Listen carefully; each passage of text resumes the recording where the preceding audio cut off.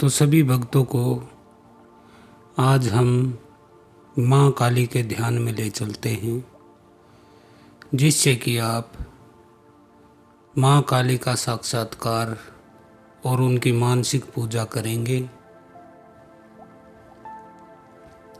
यह साधना एक योग साधना है, एक ध्यान साधना है, जिसको करने से आपको माँ काली की कृपा प्राप्त होती है। तो सबसे पहले आप एक हेडफोन अपने कानों में लगा लीजिए और सीधा लेट जाइए। बिल्कुल शव आसन में आपको लेट जाना है। बिल्कुल सीधे आपको पैर कर लेने हैं। दोनों हाथ अपने पेट के साथ लंबे कर लेने हैं। हथेलियाँ ऊपर की ओर आसमान की तरफ। अब लेटने के बाद आप कुछ बातें नोट कर लीजिए। साधना के दौरान आपको अपने शरीर के किसी भी अंग को हिलाना डुलाना नहीं है। मेरी बातों का मानसिक विश्लेषण न करें, कोई विचार न करें, सिर्फ निर्देशों का पालन। ध्यान में गहरा उतरने के लिए तुम विचार छोड़ दो। यह साधना आपके जीवन में एक नई ऊंचाई पर ले जाएगी। आध्यात्मिक तौर पर ही नहीं, सांसारिक तौर पर भी आप सुख, संपत्ति, स्वास्थ्य, शांति और समृद्धि को प्राप्त कर लेते हैं। तो चलिए साधना शुरू करते हैं। सबसे पहले आप 5 बार गहरे श्वास लीजिए। गहरे श्वास लेने हैं। आपका श्वास नाभि तक जाना चाहिए, नाभि से भी नीचे। 5 बार आपको श्वास लेना है और छोड़ना है। तो चलिए शुरू करते हैं।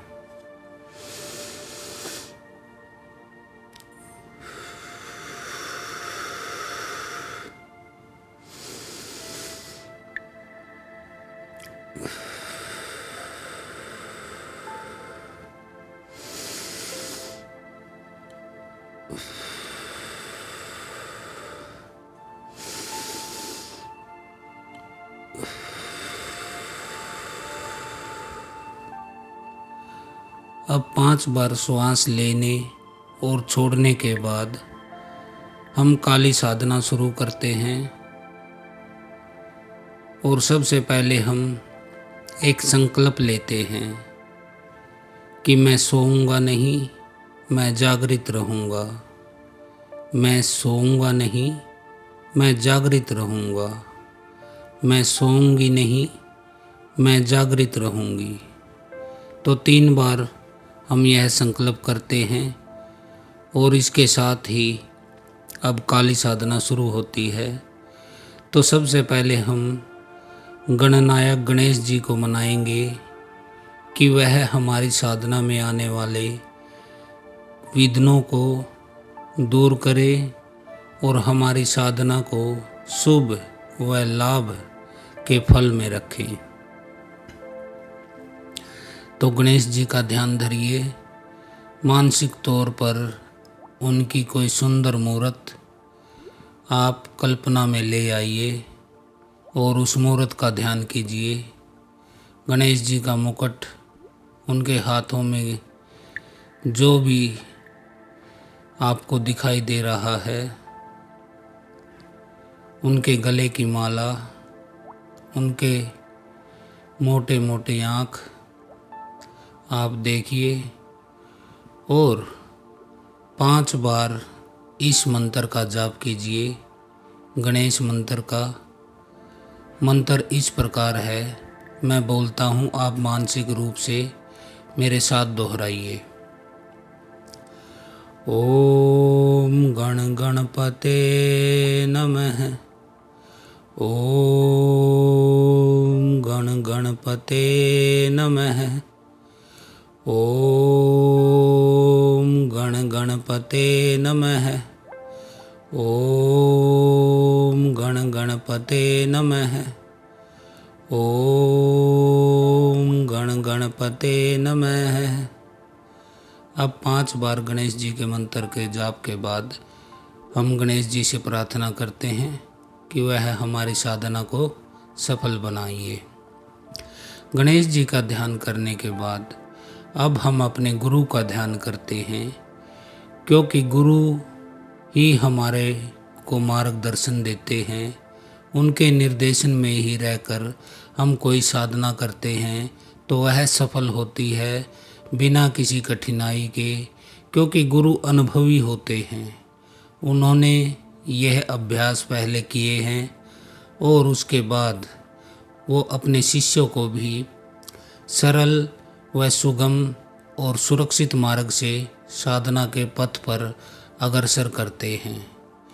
गुरु का साथ आपके लिए हर साधना में महत्वपूर्ण है। गुरु आपकी 2 प्रकार से सहायता करते हैं। एक तो वो आपके जो साधना के समय कोई नेगेटिव एनर्जी, कोई नकारात्मक शक्ति आपकी साधना में विघ्न डालती है, उस कठिन समय में गुरु ही आपकी मदद करते हैं। दूसरा, जब आप साधना के बाद सिद्धि को प्राप्त कर लेते हैं तो आप सिद्धि को गलत रास्ते पर ले जाते हैं। आप गलत करने लगते हैं। अपनी सिद्धि के बल पर अहंकार में आप डूब जाते हैं और सांसारिक इच्छाएं, काम, क्रोध, मद, लोभ, मोह, इनको पूर्ति करने के लिए आप अपनी सिद्धि का गलत इस्तेमाल करने लगते हो। तो इन दोनों ही स्थितियों में आपका पतन निश्चित है। इसे रोकने के लिए ही भगवान ने गुरु का स्थान बनाया है और गुरु का स्थान भगवान के समान ही होता है। कलयुग में गुरु वासनी, गुरु की गद्दी बहुत शुभ फल देती है। तो अब हम गुरु को मनाएंगे। आपने जो भी गुरु बनाया है, आपके जो भी गुरुवर हैं, उनका ध्यान कीजिए। कल्पना में उन्हें देखिए। उनकी तस्वीर आपकी कल्पना में बिल्कुल स्पष्ट बन जानी चाहिए, यदि आपके गुरु में श्रद्धा है और उसमें विश्वास है। और जिन्होंने गुरु नहीं बनाया है वह भगवान भोलेनाथ को ही गुरु मानकर उनके मंत्र ओम नमः शिवाय का 7 बार जाप करें। और जो मेरे दीक्षित शिष्य हैं, जिन्होंने मेरा गुरु मंत्र लिया है, वो जो गुरु मंत्र है उसी का जाप करेंगे जो मैंने आपको दिया है। और जिसने कोई भी मंत्र नहीं लिया है, कोई गुरु नहीं बनाया है, वो ओम का जाप भी कर सकते हैं। ओम, मानसिक ओम। तो चलिए अब हम 7 बार गुरु मंत्र का जाप करते हैं। ओम ह्रीं ह्रों नमः शिवाय। ओम ह्रीं ह्रों नमः शिवाय। ओम ह्रीं ह्रों नमः शिवाय। ओम ह्रीं ह्रों नमः शिवाय। ओम ह्रीं ह्रों नमः शिवाय। ओम ह्रीं ह्रों नमः शिवाय। तो अब हम अपने गुरु से प्रार्थना करते हैं कि हे गुरुदेव, आप मुझे अपना आशीर्वाद दीजिए। मैं आपके ही मार्गदर्शन में, आपकी ही कृपा छाया में माँ काली की ध्यान साधना कर रहा हूँ। इसमें आने वाले विघ्नों को रोकिए और मेरे मन के अहंकार, काम, क्रोध, मद, लोभ, मोह से मुझे छुटकारा दिलाइए। तो अब गुरु की साधना करने के बाद अब हम अपने कुल देवी देवता से आज्ञा लेते हैं और उनकी सहायता मांगते हैं कि हे कुल देवी, जिसकी जो भी कुल देवी हो उसका नाम ले और जो भी कुल देवता हैं उनका नाम ले। एक बार उनका ध्यान करें। उनकी तस्वीर आपके स्पष्ट सामने आ जानी चाहिए आंख बंद करने के बावजूद। तो आप अपने कुल देवी देवता को हाथ जोड़कर प्रार्थना कीजिए। मानसिक हाथ जोड़ने हैं आपको, शरीर को नहीं हिलाना है। शरीर को जैसे मैंने लेटाया है वैसे ही लेटा रहना चाहिए। मानसिक रूप से कल्पना करें और हाथ जोड़ें और कहें कि हे कुल देवी देवताओं, मैं आपकी ही संतान हूँ। मैं शुद्ध शक्ति देवी काली की ध्यान साधना करने जा रही हूँ।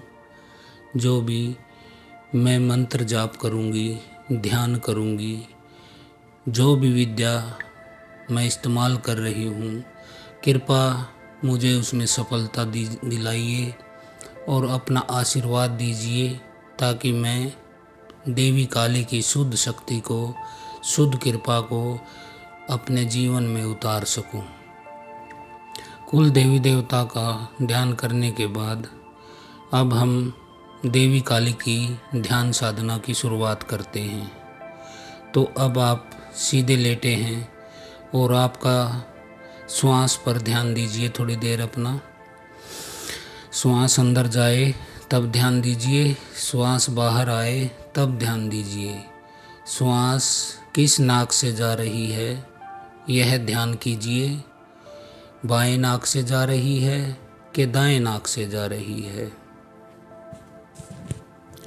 आप यह महसूस करने की कोशिश कीजिए। श्वास अंदर गई, पहले उसने नाक को छुआ, फिर वह गले में गई, फिर छाती में गई और फिर छाती से होती हुई वो पेट में नाभि के निचले भाग तक गई। जैसे ही श्वास बाहर जा रही है वह छाती तक आती है, फिर गले तक आती है और फिर नाक से बाहर निकल जाती है।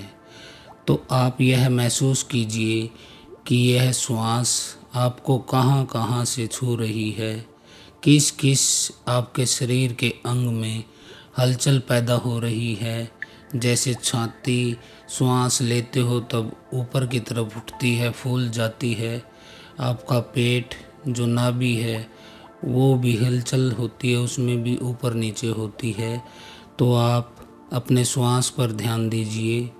श्वास पर ध्यान देने का सबसे बड़ा महत्व है, क्योंकि श्वासों में ही प्राण शक्ति आती है जो आपके जीवन को चलाती है।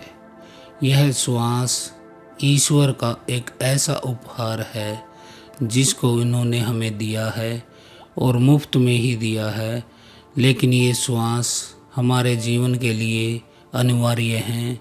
इनके बिना हमारा जीवन चल ही नहीं सकता। तो अपने श्वासों पर ध्यान दीजिए। अब अपना ध्यान अपने श्वासों से हटा लीजिए और अपने पूरे शरीर में एक बार ध्यान को तेज़ी से घुमाना है। अपनी चेतना को एड़ी से लेकर चोटी तक तेज़ी से घुमाना है। जिस जिस अंग का मैं नाम लूँ, आपको अपनी चेतना को, अपने ध्यान को उस अंग पर ले जाना है और जैसे ही मैं उस अंग का नाम लूँ, आपको महसूस होगा कि मैंने किस अंग का नाम लिया है और वहाँ वाइब्रेशन आप फील करने वाले हो। तो चलिए अब मैं शरीर के अंगों के नाम लेता हूँ। पहले अपने बाएं हाथ पर अपने ध्यान को ले जाइए। अब आप दाएं पैर पर अपने ध्यान को ले जाइए। पूरे दाएं पैर पर अपने ध्यान को ले जाइए। अब अपने ध्यान को दाएं पैर के अंगूठे पर लगाइए, अंगूठा, फिर उसके बाद पहली उंगली, दूसरी उंगली, तीसरी उंगली, चौथी उंगली।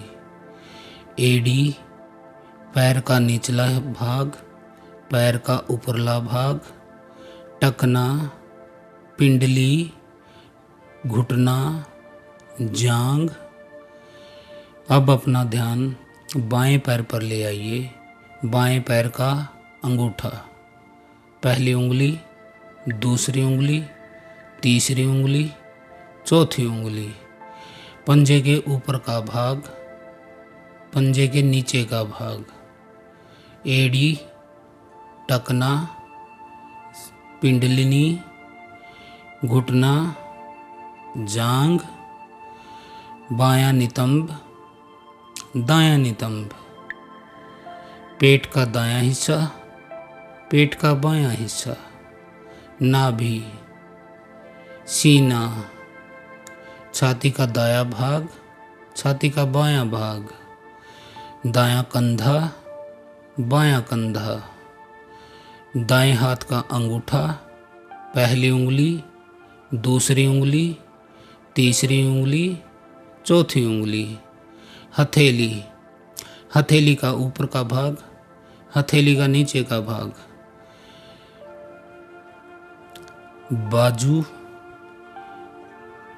कोहनी, कोहनी से ऊपर का भाग, कोहनी से नीचे का भाग, दायां कंधा, बायां कंधा, बाएं हाथ का अंगूठा, बाएं हाथ का अंगूठा, पहली उंगली, दूसरी उंगली, तीसरी उंगली, चौथी उंगली, बाएं हाथ की हथेली, हथेली का ऊपर का भाग, कोहनी, कोहनी से नीचे का भाग, कोहनी से ऊपर का भाग, बायां कंधा।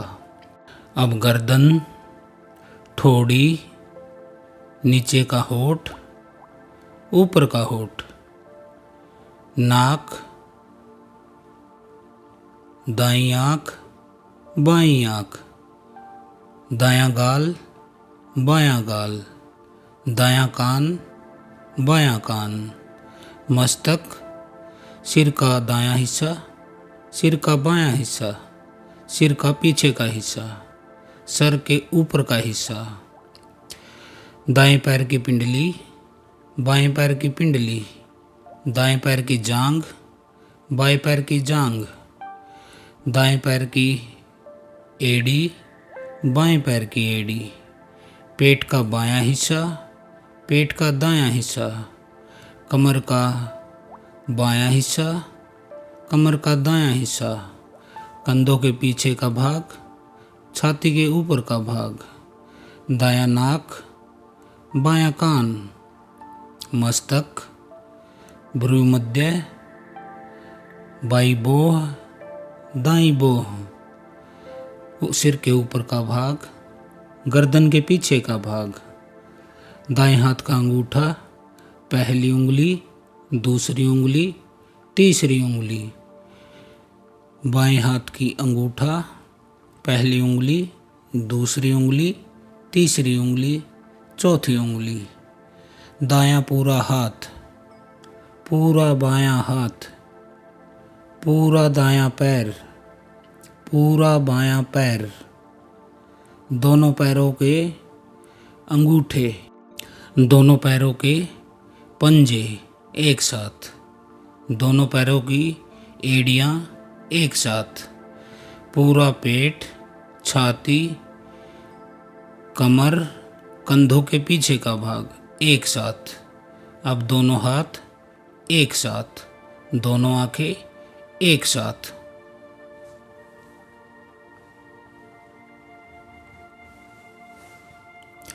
अब आप ध्यान में गोते लगा रहे हो।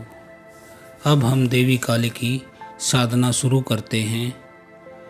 साधना शुरू करने से पहले आप एक संकल्प ले सकते हैं जो कि आपके जीवन में बदलाव लाने वाला हो, सकारात्मक हो। आप कोई भी संकल्प अपने मन में ले सकते हैं और उसे आपको 3 बार उसको दोहराना है। कोई भी संकल्प, जैसे इस बार कक्षा में मैं फर्स्ट आऊँगा, उसके लिए मेहनत करूँगा। जैसे इस बार मैं बहुत अच्छी तस्वीर बनाऊँगा। जैसे इस बार मैं बहुत अच्छी बांसुरी बजाऊँगा। इस तरह का कोई भी संकल्प आप चुनें जिसकी आपके जीवन में कमी हो। उस संकल्प को आप 3 बार दोहराएंगे और इस काली साधना में लिए गए संकल्प पूरे होंगे, यह सुनिश्चित है। तो चलिए अब मैं 1 मिनट रुक जाता हूँ। आप किसी भी संकल्प को 3 बार अपने मन में दोहराइए, लेकिन ध्यान रखिएगा कि यह संकल्प न भविष्य में होना चाहिए न भूतकाल में, यह वर्तमान में होना चाहिए।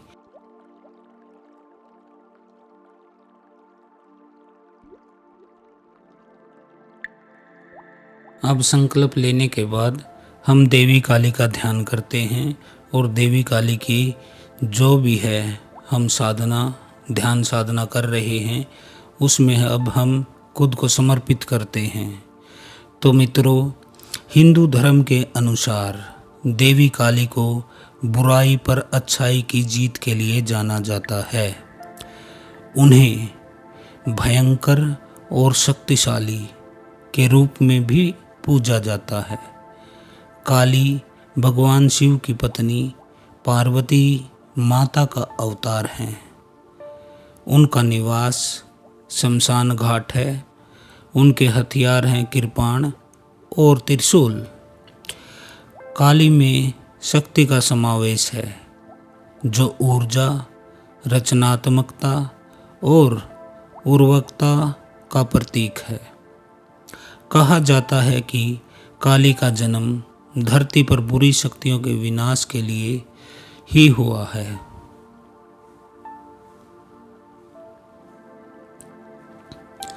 अब आप कल्पना कीजिए कि आपके सामने देवी काली की एक प्रतिमा है और आप सुखासन में उसके सामने बैठे माई की तस्वीर को निहार रहे हैं। काली की तस्वीर आप जरा गौर से अपने मन में ध्यान कीजिए कि काली माँ भगवान शिव की छाती पर एक पैर के साथ युद्ध के मैदान में खड़ी हैं। उनकी जीभ भगवान शिव की छाती पर पैर रखने के लिए अचरज में पड़ गई है। उसका रंग गहरा है और उनके चेहरे पर भाव क्रूर हैं। उन्हें 4 हाथों को दर्शाया गया है। ऊपरी हाथों में से एक में वह कृपाण रखती हैं और दूसरे ऊपरी हाथ में वह एक राक्षस का कटा हुआ सर रखती हैं। निचले हाथों में से एक में वह एक कटोरा रखती हैं जिसे खप्पर भी कहा जाता है, जिससे वह रक्त को एकत्रित करती हैं, जो ऊपर के हाथ में दानव के कटे सिर से टपकता है। दूसरा निचला हाथ वरदान देने की मुद्रा में दिखाया गया है। वह नगन दिखाया गया है और वह एक मुंडों की माला पहने नजर आती हैं। देवी काली मुंडों की माला पहने हुए हैं। निचले शरीर में वह मानव के हाथों की माला पहने नजर आती हैं। अब आप इस तस्वीर के सभी भावों को समझ गए हैं। देवी शक्ति के रूप में खड़ी हैं। आपको अपने मानसिक तौर पर उनकी तस्वीर को देखते रहिए, देखते रहिए, देखते रहिए। और अब आप उनकी पूजा करते हैं, मानसिक पूजा करते हैं।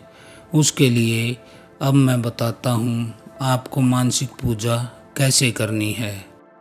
आप अपने मन में विचार कीजिए कि आप काली की मूर्ति के समक्ष बैठे हैं। आपके वस्त्र लाल हैं।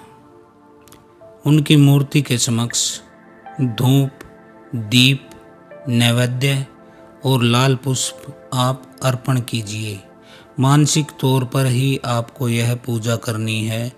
मैं जो जो चीज़ों के नाम लूँगा वो आपके पास रखी हुई हैं। आप देखिए और उसमें से थाली से उठाकर आप देवी की अब पूजा कीजिए। तो उनकी मूर्ति के समक्ष आप धूप, दीप, नैवेद्य और लाल पुष्प अर्पित कीजिए। इसके बाद आप दीपक जलाते हैं घी का।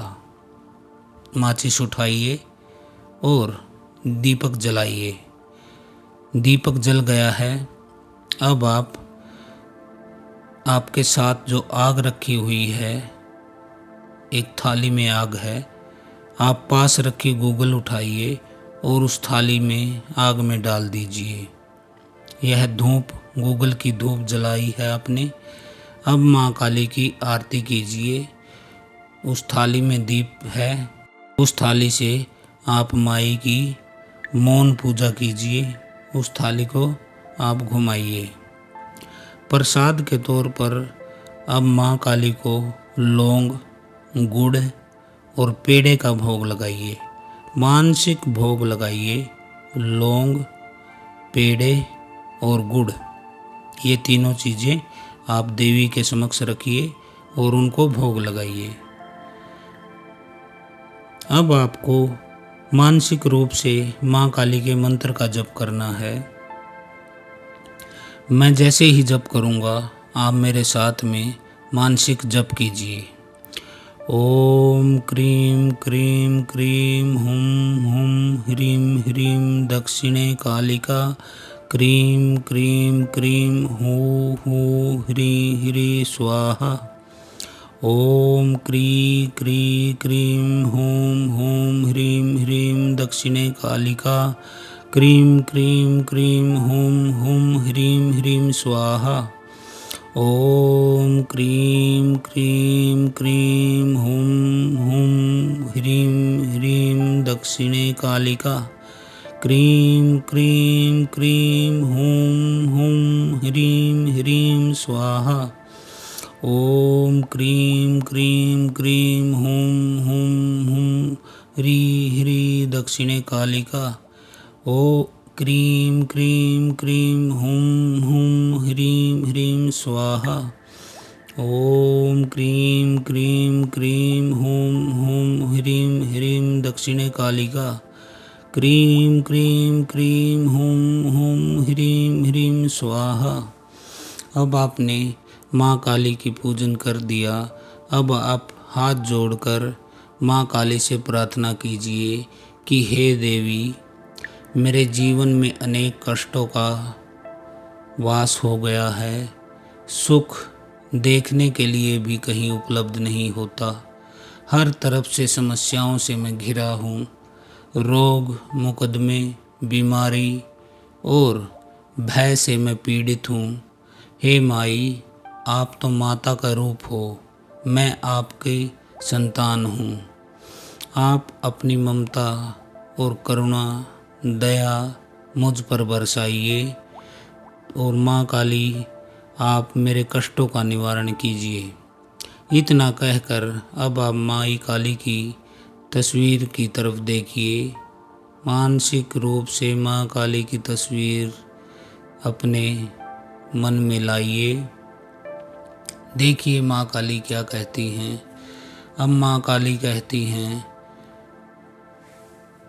कि तुमने अपने जीवन में बहुत सारी गलतियाँ की हैं, बहुत सारे पाप किए हैं, बहुत झूठ बोला है, बहुत तुमने लोगों को बेवकूफ़ बनाया है, उनसे धन ऐंठा है, उनसे लाभ उठाए हैं।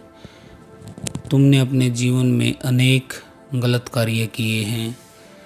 तब तुम माई काली को हाथ जोड़कर कहते हो, हे माँ काली, मैं एक मनुष्य हूँ, भगवान नहीं। गलतियाँ मनुष्य ही करते हैं, भगवान से गलती नहीं होती। इसीलिए हम मनुष्य हैं, इसीलिए पशु लोक में रहते हैं, इसीलिए कष्टों से हम घिरे रहते हैं। हे देवी स्वरूप, आप तो बिल्कुल दया की, करुणा की सागर हो। कृपा मेरी जो गलतियां हैं, जो मेरी भूल हैं, उनको आप क्षमा करें। ऐसा कहकर आप 3 बार ये बोलिए कि माँ काली मेरी गलतियों को क्षमा करें। माँ काली मेरी गलतियों को क्षमा करें। माँ काली मेरी गलतियों को क्षमा करें। ऐसा आप 3 बार कहकर और माता के चरणों में अपना सिर रख दीजिए। अब माँ काली ने आपको माफ़ कर दिया। अब माँ काली दोबारा आपसे कहती हैं कि हे पुत्र, हे पुत्री, मेरी तरफ देखो, मैंने तुम्हें क्षमा कर दिया। लेकिन जीवन में तुम्हारे अनेक लोग ऐसे हैं जिनको तुमने क्षमा नहीं किया है। किसी ने 10 साल पहले तुम्हें अपशब्द कहे थे, गाली दी थी, अपमान किया था। तुम आज तक उस बदले के भाव को अपने कंधों पर ढो रहे हो। तुम बोझ बनाए बैठे हो, जबकि वो व्यक्ति खुशी से अपना जीवन जी रहा है।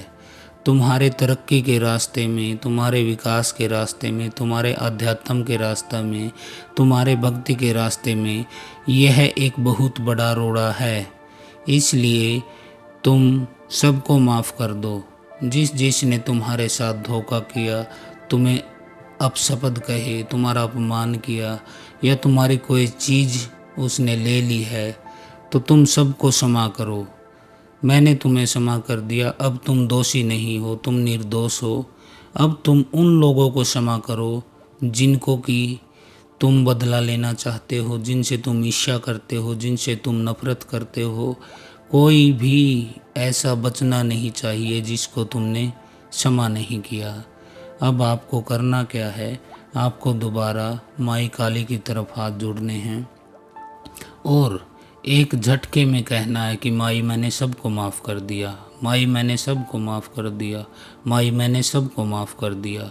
ऐसा आपको 3 बार कहना है और माँ काली के चरणों में अपने सिर को रख देना है। अब देवी काली तुमसे प्रसन्न है, क्योंकि अब तुम दोषी नहीं हो, निर्दोष हो और कोई तुम्हारा दोषी, तुम्हारा अपराधी नहीं बचा। तुम्हारे मन पर कोई बोझ नहीं, बुद्धि पर कोई भार नहीं, कोई ऐसा नहीं कि जिसको देखकर तुम्हें क्रोध उठे, ईर्ष्या रहे, तुम्हारे मन में अहंकार का भाव उठे, उसे नीचा दिखाने की तुम जुगत लगाओ, कोशिश करो या उससे ऊपर जाने की कोशिश करो। क्योंकि देवी माई काली शक्ति, महाशक्ति, आदिशक्ति, माँ भवानी जगदम्बा, आदिशक्ति, पराशक्ति हैं। वो जिस पर अपनी करुणा का हाथ रख देती हैं, उसे फिर संसार में किसी से मुकाबले की ज़रूरत नहीं रहती, उसका कोई कंपटीटर नहीं रहता, ना ही वह किसी प्रतियोगिता में रहता है। वह आज़ाद हो जाता है, मुक्त हो जाता है।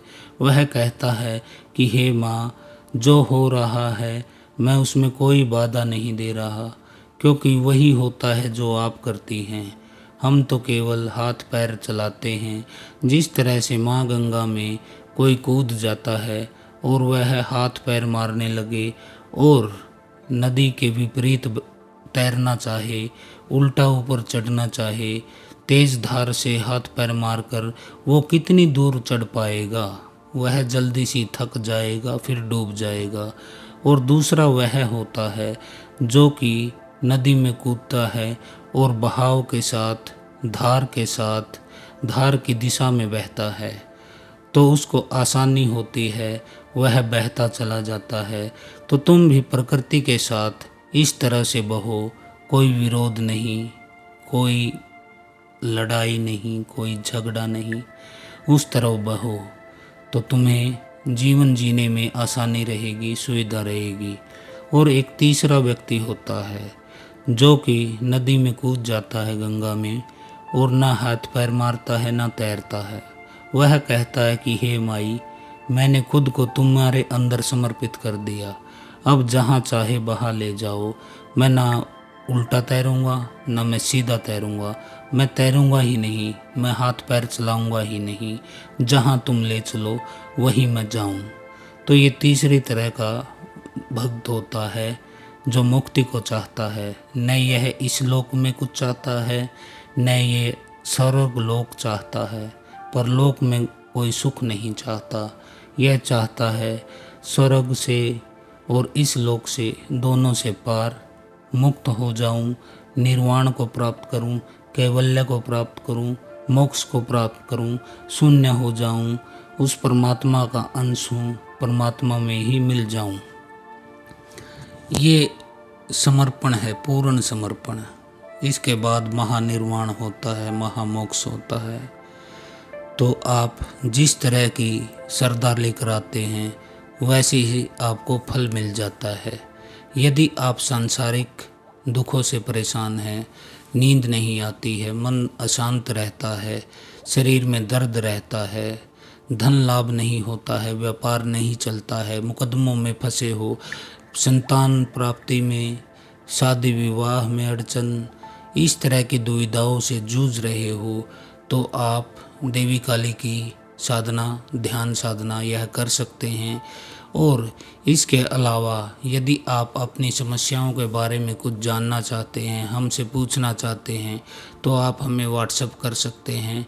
हमारे पास आपकी हर सवालों का जवाब है। आपको कौन आपके कुल देवी हैं, कौन देवता हैं, कौन इष्ट हैं, किस देवता की आपको पूजा करनी चाहिए, कौन सा देवता आपसे नाराज है, किस तरह से समाधान निकलेगा, किस तरह से देवताओं को मनाया जाएगा, और इस संसार में आपके लिए सुख सुविधा, धन संपत्ति, शांति, स्वास्थ्य और समृद्धि का कैसे इंतजाम हो, कैसे वास हो, उसके बारे में हम आपको मार्गदर्शन करेंगे। हम देवी काली और बाबा महादेव की कृपा से हरिद्वार के अंदर देवी गंगा के तट पर हम पूजा करते हैं, प्रार्थना करते हैं, साधना करते हैं, और यहाँ पर अनेक भक्तजन आते हैं हमारे पास, जिनकी समस्याओं के हम निवारण करते हैं। हाँ, समस्या को देख लेने के बाद हम उसकी हाँ करते हैं या साफ साफ मना कर देते हैं। जिसका काम हमें लगता है कि हम कर देंगे तो उसकी हम केवल उसी की हम यस करते हैं, नहीं तो हम साफ साफ मना कर देते हैं। क्योंकि कुछ ऐसे मामले होते हैं जैसे कि गड़ा हुआ धन, अप्सरा साधना, परी साधना, इलू इलू के केस, सट्टे लॉटरी के नंबर, तो इस तरह के केसों को हम साफ साफ मना कर देते हैं। वशीकरण, मारण, उच्चाटन, स्तंभन ये कार्य हम नहीं करते हैं। हम केवल सात्विक पूजा करते हैं, सात्विक हम कर्म करते हैं, सात्विक तरीके से ही हम अपने तंत्र करते हैं। माई भगवती, देवी विंध्यवासिनी और महाकाली, इनके हम भगत हैं। भगवान शिव हमारे इष्ट हैं, हमारे गुरु हैं, हमारे ऊपर कृपा रखते हैं, त्रिलोकी के नाथ हैं। बाबा नीलकंठ महादेव, केदारनाथ वासी, कैलाश वासी, बम बम बोले, हर हर शंभू, वो इस दुनिया के चर चर अचर सभी के स्वामी हैं। तो आज का ध्यान इतना ही। हर हर महादेव, ओम काली।